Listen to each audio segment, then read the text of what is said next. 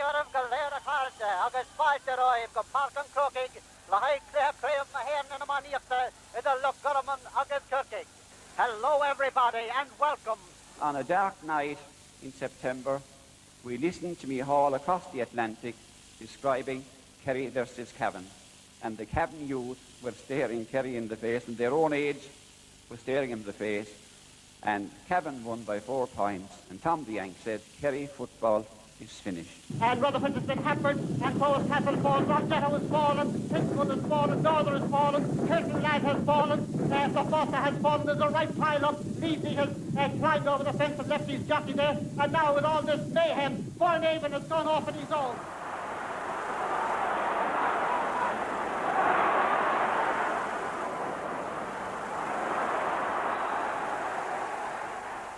I've been very lucky through the years. And I mean that really and truly. I wrote a letter to the then Director General, Dr. T.J. Kiernan, and I posted it on a Monday. I had no idea they were holding tests in Croke Park on the following Sunday. They were the last of a series of tests. And if, for some reason, I decided I wouldn't post the letter for a day or two, I would probably have got a reply to say that I was too late. I think that anyone that has ever heard him will remember him for the simplicity of his descriptions of what was taking place out on the pitch. And for that alone, he'll be always remembered. No names mentioned, no scandal given, just direct words. All my memories go back to childhood. I suppose from listening to broadcasts back in my own place in Valencia. I have vivid memories of those times, and I suppose subconsciously his commentaries were an inspiration to us to try and be good at the game. He also did an awful lot of work abroad for Irish racing. He was the sort of ambassador for Irish racing.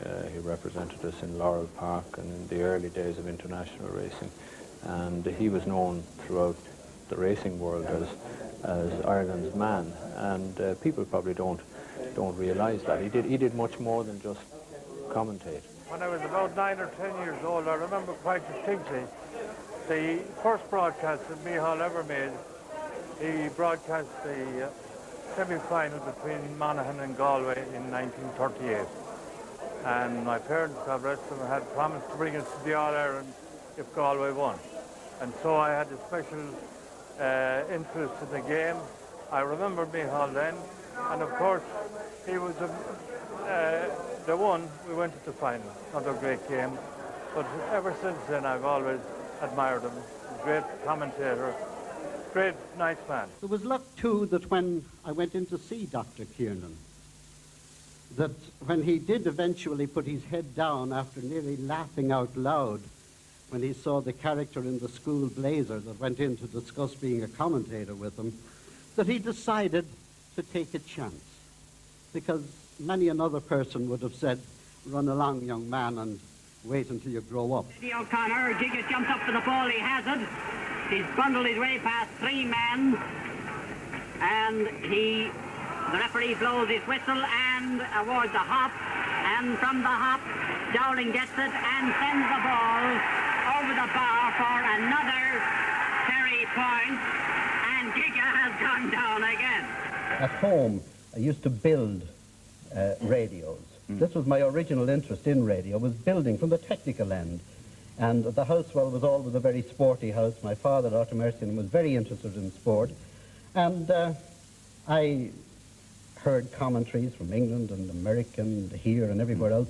And I thought, well, I'd have a go. And I wrote in and asked for a test. And I got the test. It was a National Football League match between Wexford and Louth in Croke Park. And I went along, did it. There were 5 others tested. And the commentary went back to the GPO, to Radio Air, and to Dr. Kiernan, who was director then. And he asked for the fellow who did the last 5 minutes, would he do the second half? And the fellow that did the last 5 minutes was in his O'Connell School's cap, his O'Connell blazer, and he hasn't shut up since. Well, the first match that I actually broadcast was in Mullingar in 1938, on August 14th in 1938. between Galway and Monaghan. I got the large sum of £3.10, and that was to include my expenses to get to Mullingar and back. From the early hours of that now historic Sunday morning, the crowd streamed to Croke Park. They came from all over Ireland. They came from all over the world. Never before had such a crowd attended any sports fixture in Ireland. Thousands came and failed to gain admission. Every possible vantage point was taken up, and some had come from a land beyond the sea to answer the call of final day.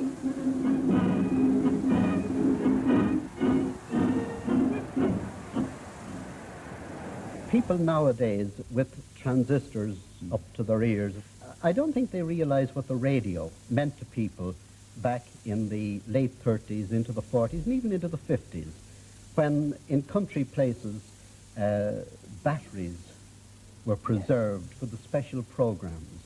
And the special programs all over the country were the matches.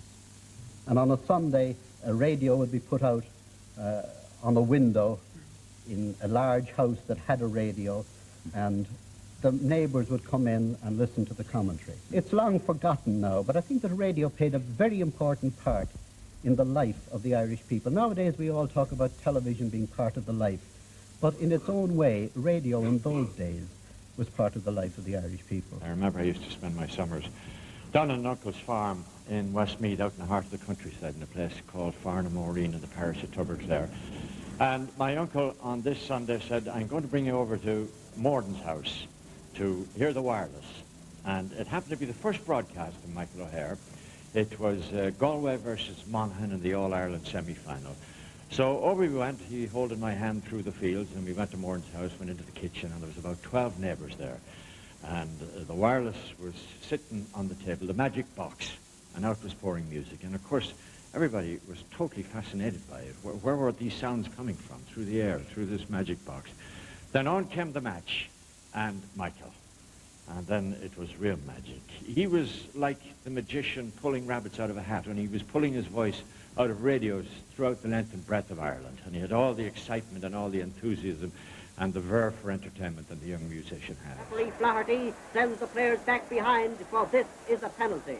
And Pádraig Kearney, with his hands on his hips, is walking up to take it. He takes it and sends it rasping into the back of the net. And Mayo are nearer Cavan, but Cavan are still out there in front. Jan quickly was from the centre half back. Calls the Wexford man, sends a high ball well up the field. Oh, delightful piece of holding there. Holding of the ball by Len Gaynor. Passing it up now to Liam Devaney. Liam Devaney trying to get room to swing his stick. He just can't. Vincent Staples is after him, but he gets his puck in, well in towards the goal mouth. Quickly blocks it down, and it's a goal! It's a goal! And then came those pulsating moments. Leaves Paddy Meegan, races down the wing, dodges his way through. A hard shot towards the goal. Morris saves, but Bill Hastings is in, and the ball is in the net for a goal that puts Meath on the highway to football on. And I wonder will he be satisfied with the point, with that line of defence in front of him at this stage of the game. I'm sure he will. Let's wait and see.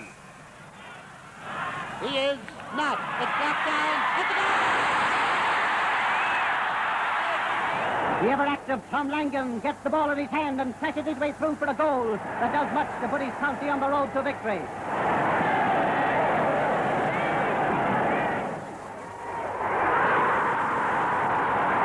Micheál himself was perhaps the biggest influence in my working life, even more so than my father, Micheál. Now, my father had been the sports editor of The Independent in the 40s, and he had Micheál O'Hehir as his Irish racing correspondent. And that was a job Micheál did very well, but it wasn't enough because Micheál had to be doing so many other things. At the time, he was doing broadcasting on Gaelic football and hurling as well. He was doing course commentaries, as if just reporting on the race meetings wasn't enough. Then he would also do all sorts of other things. He was working for the Turf Club. He introduced the camera patrol for the Turf Club. And then he did the form book. And it was no surprise then, really, in 1961, when he was appointed the first head of sport for Television, as it was known then. Television is at its best when it's covering something live, like sport. You know, when you're looking at a play or something like that, you have a rough idea how it's going to turn out. But when you're looking at live sport, there's drama, there's excitement in every movement, because there's the mystery of, well, what's going to happen in the end. games such as hurling and football, for example, well, until the coming of television, people in America, well, they didn't know it existed. And now, with the showing of the hurling and football finals every year, there are a lot of people in America anxious to know a little bit more about it. And the same is true of the showing of the games over in Britain. The BBC have taken these games. He ran the department in a rather friendly kind of way. In fact, he often used the word family. He liked to think that we were a family. There was about 12 of us at the time. And he would go for a lunch in the Montrose, and he would call it a family lunch. He wasn't an authoritarian by any means. He was a very easygoing man. And he also didn't really have time for silly rules as applied to broadcasting. It was all on for freedom. He would do his scripts sometimes. If they weren't thought out properly, he would put his thoughts down on the back of a matchbox. He applied all the professionalism that he applied to his commentating to the job, nonetheless. He hated meetings, though. He hated going to meetings where people talked at length, trying to make up their minds about specific things. He'd much rather to get out on the road and be on his way down to the Curragh or Leopardstown, Croke Park, or some provincial venue. As the people who had them a moment ago are, in fact, dancing their way around out into the floor. And they're dancing in the street, too. I don't know what it is. It might be the twist. It might be ring-a-ring-a-rosy. It might be some version of a 16-handed reel. They don't care. I don't care. They're all enjoying themselves. The paper hats there, too. And another dancing group. Well, it certainly looks as if this is the spirit. And these two organizers-in-chief, they are, I can assure you, not attached to the management, shall we say, but they're certainly organizing quite an amount of dancing and singing out there and having a certain amount of interference, too. The poor lonely balloon there and the glasses, and, well, the reason they're lonely is out there. See Noel Purcell there with the beard on the left. The smiling Noel Purcell with that white beard, just back from very hot climes, and we're glad indeed to see him amongst the very large crowd here tonight. Oh, but here the way, that way back to Cashel, but it's still standing. Back to Cashel, I'd say, but here he comes now. To is next number 7. This is one of the problem fences. Not for Dundrum at the moment, and now he heads down to where he was really in trouble the last time. Number 9. The next is the water. He's clear there. Now this is where he stopped the last time. Not this time.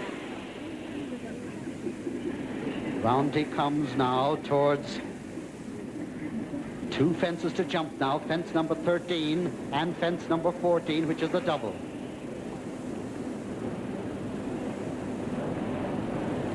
And now the double. Wait for it.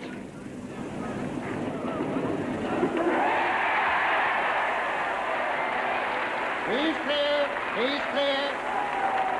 The man on the gap, 22 faults the first time. No fault this time, and I don't think there's any danger of a time fault. Stand by for the announcement, and there's a relieved Tommy Wade and a relieved Dundrum. What a feeling it must have been for Tommy, wondering if the horse would stop.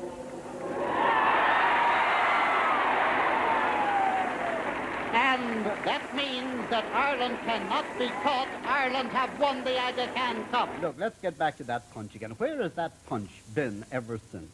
The punch that knocked Sonny Liston kicking in the first round. Where has it been ever since? The punch is still here. I used it on Jerry Quarry. I used it on James Ellis. I just changed the name. Then it was the ankle punch. Now it's called the linger on. The which? Linger on. It don't knock you out. It just makes you linger on. Now let's talk about Joe Fraser. That fight in Madison Square Garden, March last year, at the end of that fight, you were not the hero, but the vanquished. How did you feel that night? That's what I thought. Yeah, that's what you thought. Let me tell you something. I whipped Joe Frazier. 9 rounds, I whipped Joe Frazier. I beat his face unrecognizable.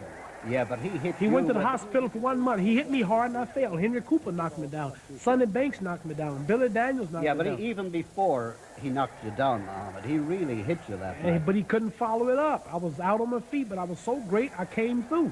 There was one mystery to me that night was that You know, we've always looked upon you as the very fast, the man who danced around the ring. You didn't dance that night. Why? I was off for 3.5 years. I didn't really have the confidence I should have. I didn't know how I would do. I was preserving myself and pacing myself. If you saw me last night with Jerry Quarry, a man who gave me trouble when I first came back, I played with him. I'm totally different now. My timing is back. Joe Frazier's on a chicken farm, retired, fighting no baddies. He's ducking. I'm ready, and the world know I'm ready. And it breaks to Pat Fitzgerald. He's been chased by two Kilkenny men.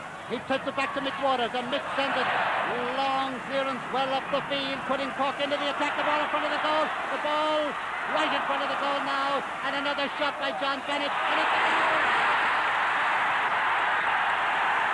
And Mick Reynolds in possession. Well, away he goes. He's gone 10, 20 yards now. Tips it in now to Sean Cleary, who's 40 yards out. Sean into Matty McDonagh. Matty McDonagh in front of the goal, cutting his way through. Takes a shot, and it's a goal! It's a goal! As Mick Morris sends his high ball in towards the centre. RTE kicking it out. Mick Morris getting ready to draw it and root it way up the field towards Christy Tyrrell. Christy Tyrrell tapping it out to the oncoming Cyril Dunn. Cyril Dunn going right, then left. Now trying to sell more dummies to Seamus Murphy. It's not an easy sale, but he's half succeeding. He has succeeded. Up to Matty McDonagh, up and on the right. Matty cutting into the centre. Paul O'Donoghue holding on to him, and there's a free for Galway. Johnny Connaughton in at the goal, anxiously watching to see where this ball is going to happen, or is it going to go over the bar?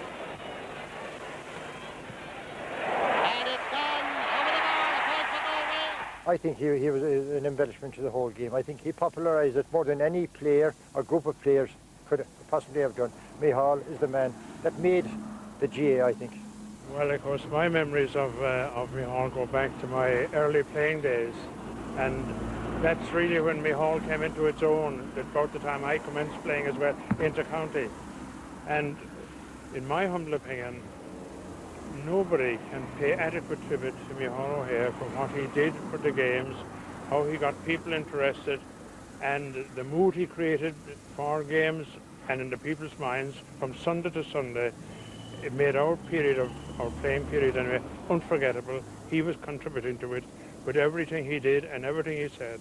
My outstanding memories will go back to the 50s when I was listening to broadcasting matches.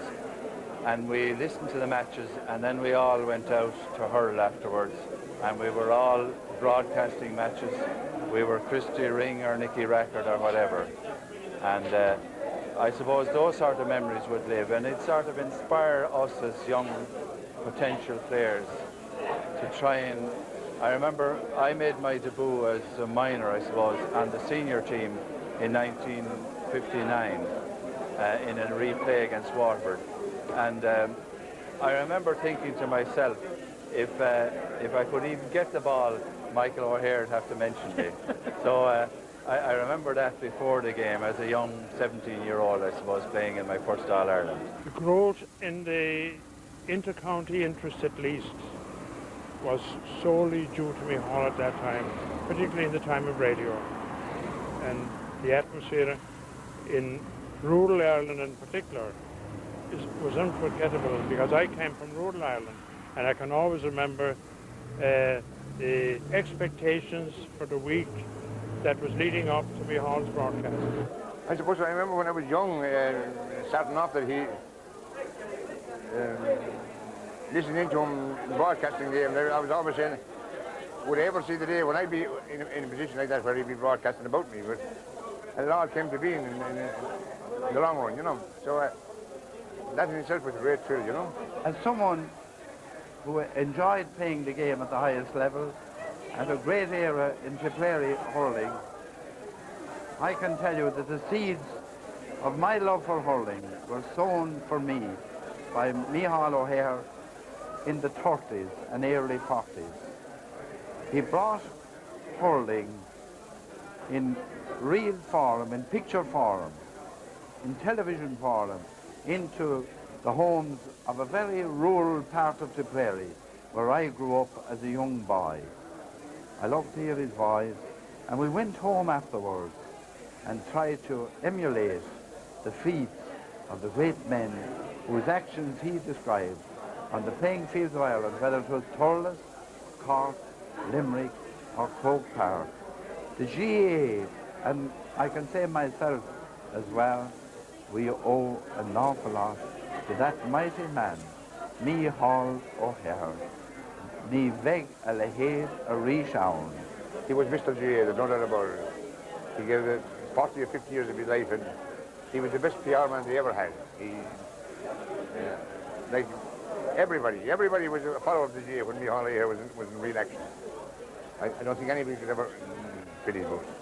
There's no doubt that the descriptions that he gave of what happened on the field were the learning processes which we used to perfect our skill and to eliminate the feats that we had listened to in the afternoon. I could place where I was when certain things happened as he described them. For instance, I can recall a famous All-Ireland semi-final between Kerry and Antrim, and apparently the Kerry backs were fairly uncompromising because he used an expression, and once again, out goes the hand and down goes the man. And I can remember that as clearly as if it were only yesterday it were said. And of course I can remember where I was and who I was with when the All-Ireland was played in New York, which he described so vividly for us all as we listened to it. When I was a young kid, listening to him on the wireless, as we call it then, his master's voice, the heard it.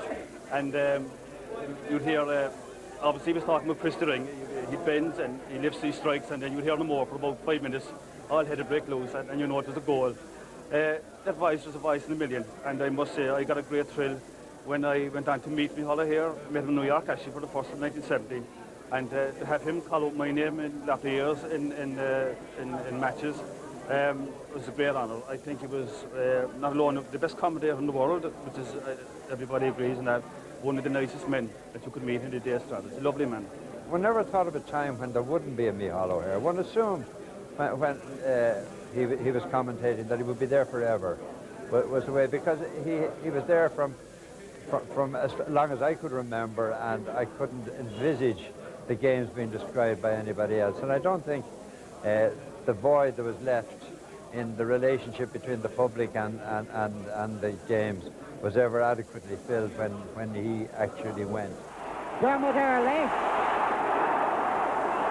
Nick Crane's on up on his right. Dermot still going up. Crane's on inside now. Assisted effort and a lovely point. And it comes however to Fred Cummins. Fred Cummins going soloing up the field now. He's on the 50. It's 40. It's 30. It's 21. It's a shot. And it's a goal! It's a goal! Up to Eamon Donahue. Eamon 50 yards out, up now to Liam Higgins. Liam Higgins still going on. A dangerous ball goes against Kavanagh. A shot and a goal! One out to the centre of the field. Pat Henderson upfield to Eddie Kerr. A lovely touch over the head of the Corkman. And then getting the ball across to Kieran Purcell. Kieran Purcell from out the field, and it's another point for Kilkenny. Micheál O'Hehir, as I said in a brief foreword to his book, Micheál O'Hehir, My Life and Times, has and is one of the few people who has entered the subconscious of the nation through his voice, the voice that was so much part of Irish broadcasting, and I know that there are many friends from the broadcasting world here, the voice that was part of the GAA, and I know again that there is a very wide representation from GAA boards from around the country, and so there should be. And also the voice of racing. And I know that there are many racing friends who are here. And I was struck in his book, My Life and Times, that I had just had a brief opportunity to glimpse at this afternoon, that he refers particularly to 1984, the centenary year of the GAA, and he regrets that there wasn't a replay that year, because if there had been, it would have meant that he would have been commenting at his 100th All-Ireland final. Tommy Drum under pressure. Oh dear, Castle went so wrong. And the power, this is Jack Power, and this is Jack O'Shea, and it's over the bar. And there goes Sam from Paddy to Ambrose. Arkle and Flying Wilder together. Arkle jumps it in front. Flying Wilder's fallen. Arkle is now clear as they turn out of the last fence. Flying wild of baller at the second last. Turning now to the final fence, and it's Arkle, cleared of Great Rakes and Volsea. One fence to go. And it's Arkle, cleared of Great Rakes. And coming up now, and just listen to this crowd rise to this winner. And here he comes, Arkle, a tap-tap, really pushing him out to say, there you are, there's Arkle, and there he is. Arkle and Height of Fashion together. And it's Arkle just the leader. And in the race home now it's Arkle. Arkle and Height of Fashion, very little between them. And tap-tap pushing Arkle out. Height of Fashion trying to bear him down on him. But racing down now at 50 yards to go, it's Arkle. And coming down to the finishing post, it is Arkle.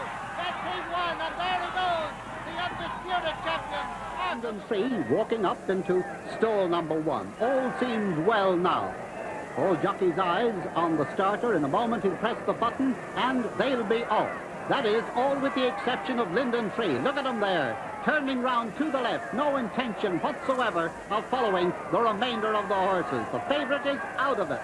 With less than a furlong to go now, it's Irish Ball. Lombardo's coming after him. Gillamon is coming after him. They're not going to catch him. They come into the finish now, and it's Irish Ball the winner. Lombardo and Gillamon second and third with a furlong to go. Bill Reef is in front, and as they race down to the finish now, it's Bill Reef and Pistol Packer. They've got 50 yards to race. It's Bill Reef, Pistol Packer, and Camprisi are coming after. But as they go past the post, Bill Reef has won. And as they race to the final furlong, Steel Pulse and Scottish Rifle neck and neck. Lifeguard make it round quickly on the inside. As they race to the finish now, it's Steel Pulse with 100 yards to go. It's Steel Pulse on the near side. And as they race up to the finish, that's Steel Pulse the winner. He was a legend in his lifetime, and he was a very kind man. He was very good to me, especially in my early days. He was a personal friend of my late father's, and he was just a larger-than-life character. His voice will go down for decades. He was just a wonderful man.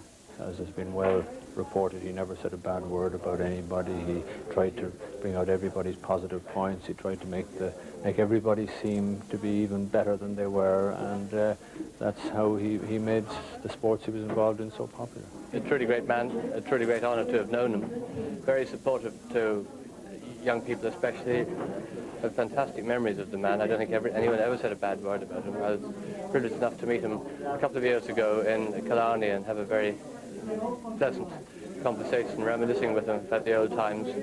A legend, a legend. Well, in my younger riding days, you know, there were only two commentators in England and Ireland. And they were Micheál O'Hehir and Peter O'Sullivan. And they were streets ahead of anybody else. When we needed somebody over there, Micheál O'Hehir was always the one that came over. And, you know, he was so good that, you know, him and Peter O'Sullivan did all the big races. They're racing down to the furlong post now, and Altesse Royale is just the leader. Vincent on the inside. It's Altesse Royale now coming on, and Vincent coming after her on the inside. They've got less than 50 yards to go now as they race down to the finish. It's Altesse Royale just going to get there. He's coming down to the finish. Altesse Royale is going to win. Altesse Royale has won from Vincent, and as they come within 50 yards of the winning post, watch Vincent along the inside as she jumps the shadow, and racing down to the finish now, it is Altesse Royale, the winner of the Oaks, from Vincent with Lavandula Rose third. In fact, at one time, about 40 years ago, of course this was well before the days of modern technology, the BBC insisted that any commentator had to have a race reader. And I don't know how it came about that that I'd been asked to do a commentary, and Michael was actually on the sidelines, but I was asked who I'd like to race read, and I said, well, naturally I'd like Micheál O'Hehir, because I mean, to me he's always been the absolute best. And I always remember, and he keeps reminding me of it too, that he came up onto the rostrum. We used to have sort of open scaffolds in those days, and he said, don't worry, I won't say anything. It is Castle Falls with Principal Capino, Rondetto, Rutherford along the inside, the Foss and Northerner. then Curtle Lad and Greek Scholar together, and here they are at Beechers and over Beechers. The loose horse is over in front. He doesn't seem to interfere with any. Rutherford lost a bit of ground there, but he's all right, and they're turning out of the fence after Beechers, and as they do, the leader is Castle Falls, with Rutherford along the inside, and Rutherford has been hampered, and so is Castle Falls. Rocgetto has fallen, Kingswood has fallen, Norther has fallen, Curtle Lad has fallen, the Fossa has fallen. There's a right pile up. Leesy has climbed over the fence and left his jockey there, and now with all this mayhem, Foynaven has gone off on his own. He's about 50, 100 yards in front of everything else. Foynaven, the unconsidered outsider, and John Buckingham holding Josh Gibbon on Honey Inn. Then comes Greek Scholar and Red Alligator. They're racing up towards the line now, and it's Foynaven who missed that melee at Beechers, going well clear to a fantastic Grand National triumph. Honey Inn is second, Red Alligator's coming up to be third, and at the line, John Buckingham looks over his shoulder, sees there's no danger, ears pricked, Foynaven wins the National. I thought that was, in broadcasting terms, an absolute miracle of quick identification. I don't think anybody who hasn't tried to describe the action in a race can realize how absolutely brilliant that was. How you can think of what's happening, it can run through your head, but to actually translate it, to get it out as he did, I can practically remember every word that he said in that incident. It was a little bit of luck too, because I've a habit before the National, being in the weigh room, looking at all the jockeys weighing out. Yeah. And I have memorized colours for the 6 weeks before that, and I kind of checked them off in my mind. And I saw this fellow with a black jacket and a yellow and red braces on him. So, he's not on my list. I went over and said, Johnny, what's that? He said, oh, this is Foynaven, he said. But I said to him, at Cheltenham, that wore light green and dark green quartered. Oh, yes, he says, the owner thought the green was unlucky, and he's going to try it with these colours today. Now, if I hadn't been in the spot at the time and saw him, I'd be wondering, what the hell's that thing in black coming over 100 yards behind everything else? One horse, because what astonished me about that is how quickly you twigged who it was. That was it, you know. And another part, I was looking at the loose horse, who was on the inside, and he went over in front of Rutherford's and took everything else with him. Now, I could just as easily have been looking back to see what was behind.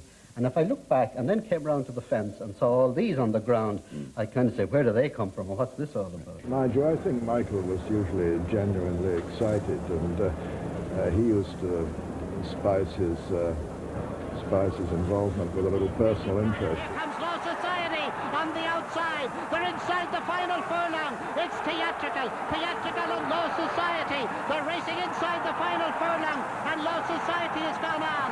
Law Society is the winner. Theatrical is second. Gamrowant is third. Infantry is fourth. One of the many attributes of Micheál O'Hehir, I thought, was his ability to adapt to a given situation, to the total exclusion of other things. I saw many examples here in Croke Park and Patrick's Days whereby he'd do the first game, he'd be totally wrapped up, we'll say, in a hurling Railway Cup final, an hour later he'd be out at Baldoyle for the start of the flat racing season. Again, totally enraptured in that. And I'd say it was that attribute that enabled him to give that terrific commentary on the funeral of John F. Kennedy on a cold and crisp November day in the year 1963. Little John passing over to have a word with Caroline. Caroline, the 6-year-old who may well at that tender age have a grasp of just what is really happening today, but it's very obvious that little John has no idea whatever. General de Gaulle just comes down the steps, and close behind him, President de Valera, his son Major Vivian, and also Mr. Matthew McCluskey, the American ambassador to Ireland. Still, the sun beaming down. Still, that crisping of light from the roofs of the limousine. Still, that tempering breeze.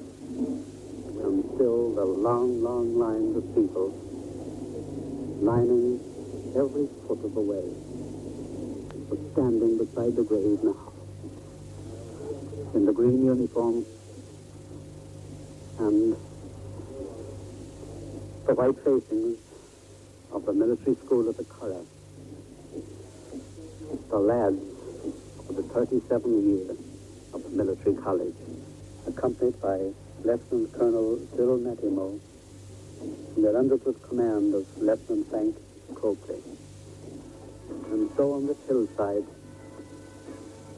on this cemetery in Arlington, this final chapter in the earthly story of John Fitzgerald Kennedy is being told. And as the cadets from the color give final military honors,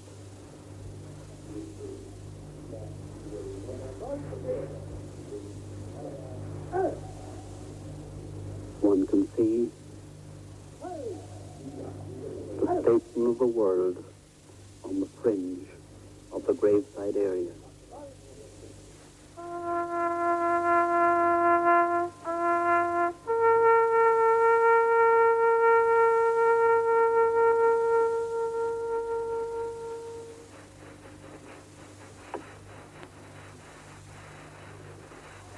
John Fitzgerald Kennedy has been laid to rest. Eriesh Day, Goreva Anam. All what struck me about the man was his humanity, in that he never mentioned players if they were hurt. He tried to play it down. He was always conscious, I think at least, of the parents at home who would be worried about their young fellas playing. And the other thing was, when you hear him saying, oh dear, oh dear, oh dear, you knew that somebody had got a clip that he wasn't going to talk about. He said, we'll continue with the play and let them start it out themselves, you know. But you always knew when you were saying, oh, I'd love to be there, I wonder what has actually happened. And we never knew, of course, because Micheál would never divulge unless you talked to somebody afterwards. Not only, of course, did he enthrall people at home in Ireland, but Irish people everywhere abroad listened with such interest to his broadcasts. And a lot of people remember him listing, and he did it with great pride, at the start of the All-Ireland semi-finals and All-Ireland finals, that we were being listened to by Radio Brazzaville, and he listed the various places all over the world. Even though occasions became big and trimmings and extravaganza and all that expanded, to Micheál O'Hehir always, the player was the important thing. Whether it was the first round or the final, All-Ireland football or hurling, camogie or anything, the occasion in hand and the people participating, they were the real people for him at that moment. Yeah, Micheál O'Hehir, as he says in the book, his father Jim was very involved. First of all, he trained the Clare team that won the All-Ireland before, way back in the early part of the century. He was a Clare man, he trained that team. He also trained the Leitrim football team in the 20s, and Micheál played hurling for Vincent's, and he played hurling for UCD. He was never a great football man, although he was a fabulous commentator on football, but hurling, as he suggests himself in the book, was his first love. Over a career that stretched from 38 to 85, Micheál did many and wonderful things for and with Gaelic games.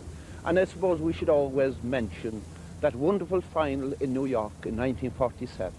I felt a responsibility that I've never felt before or since of being a major link at a time when a broadcast from a telephone call from the United States was something unusual.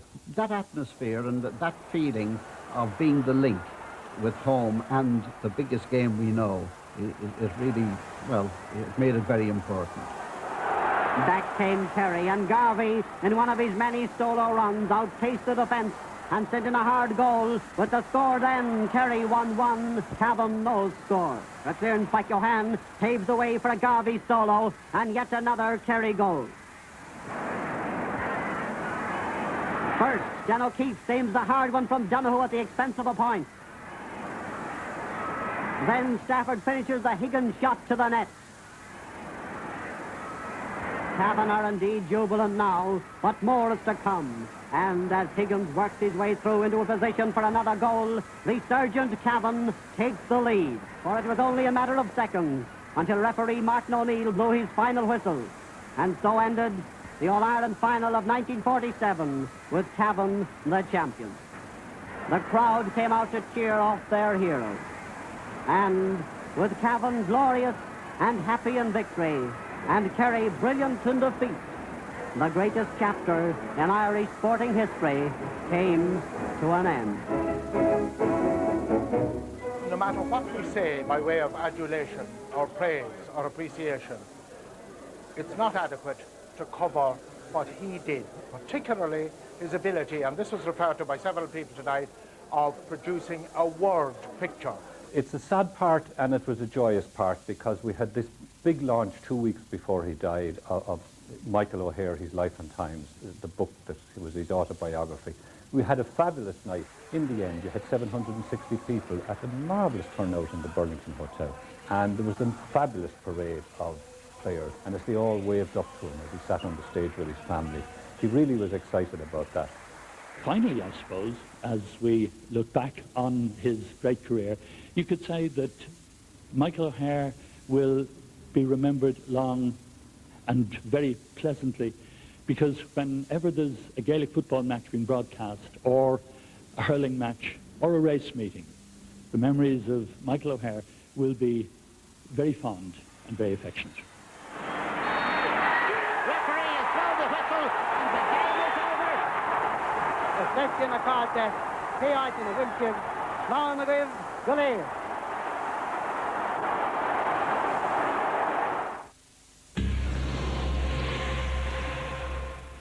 This Tuesday, the story behind the people and issues of a turbulent time in the state's history, the treaty. No offer will be accepted by the nation if that offer deprives us of the essentials of freedom. The kind of thing that is going on in Ireland can only be met by reprisals. 90% of the gunmen will follow Mick. If Collins and his men ought to be murdered, then the government ought to murder them. I don't want to go to war again. I don't believe we can win it. Do you not understand that if you sign this thing, you'll split Ireland from top to bottom? Deb has set the trap, and I've tumbled right into it. These talks must not fail, for both our own sakes and the sakes of our countries. Brendan Gleeson stars as Michael Collins in The Treaty, Tuesday at 10:10 on RTE 1. Helmets, hats, taste your love. Good food gets better when you put it all together with the line. Best mayonnaise. Yes, food loves helmets. So bring out the helmets and bring out the best.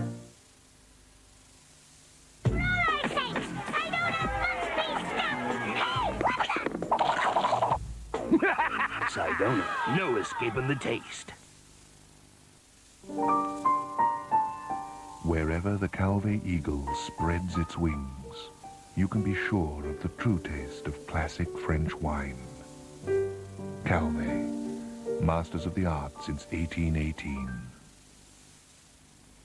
When it comes to buying a home, no one helps more than Bank of Ireland. And right now we can help by fixing your